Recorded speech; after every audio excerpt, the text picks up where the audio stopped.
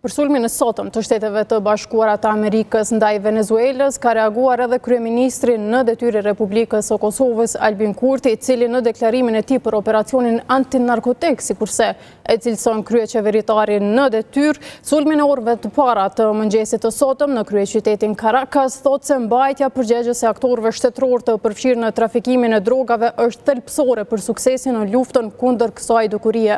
Kosova, si aleate strategjike SBA-s dhe NATO-s, ofron mbështetje të plotë në luftën kundër trafikimit të narkotikëve dhe kundër cenimit të vlerave demokratike perëndimore nga aktorë përfaqësues apo proksi të kundërshtarëve të këtyre vlerave si në rajonin tonë. Ashtu edhe më gjerë, shkruan më tej Kurti, i cili rithekson nevojën për rritje të vëmendjes ndaj aktorëve të caktuar rajonal, të cilët në vazhdimsi synojnë provokimin e situatës së sigurisë përmes veprimeve hibride, kriminale, terroriste dhe ushtarake. Në lajme të tjera është Prince Cafe, një ndër produktet më cilësore në rajon, i pranishëm në shumë